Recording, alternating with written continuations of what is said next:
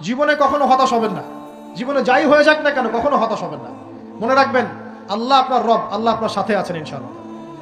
এই সমাজ আপনাকে যেভাবে শেখায়, কিভাবে শেখায়, এই যে স্কুল, কলেজ, ইউনিভার্সিটি, চাকরি, বিয়ে, সন্তান প্রতিপালন, আর তারপর ইন্না লিল্লাহি ওয়া ইন্না ইলাইহি রাজিউন, এই তো শেখায় নাকি? সবসময় মনে রাখবেন যে আল্লাহ রাব্বুল আলামিনের পরিকল্পনাই আপনার উপরে সবচেয়ে বেশি অগ্রাধিকার যোগ্য, সমাজের পরিকল্পনা নয়।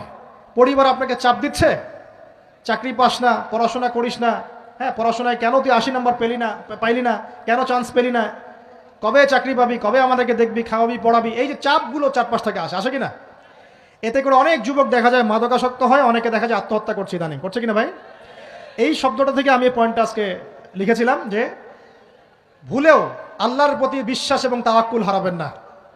সমাজ যেভাবে শেখায়, সমাজ চারপাশে যে চাপ আপনাকে দিচ্ছে, এই চাপে নিজে গা ভাসিয়ে দিবেন না।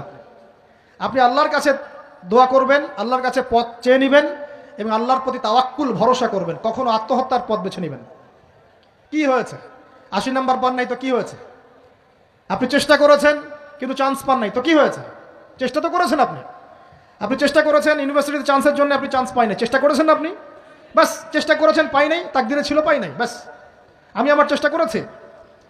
কখনোই আত্মহত্যার পথ বেছে নেবেন না। আর আমরা পিতা মাতাদেরকে রিকোয়েস্ট করব, কোনো অবস্থাতেই সন্তানকে এত বেশি চাপ দিবেন না যে সন্তানটার এই কোমরটাই ভেঙে চলে যায়। এই সমস্যাগুলো দিন দিন বাড়ছে সমাজের মধ্যে। কেন এত চাপ দিচ্ছেন?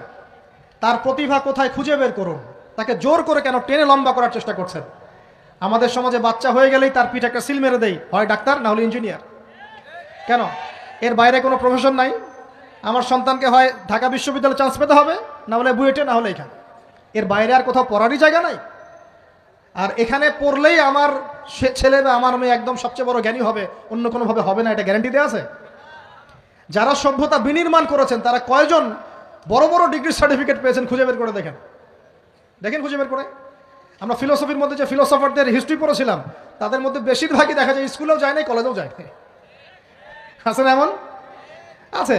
আমি বলছি না আপনারা যাবেন না, আমি বলছি জ্ঞানের মানদণ্ড এটাই নয় যে আমার সার্টিফিকেট অর্জিত হয়েছে।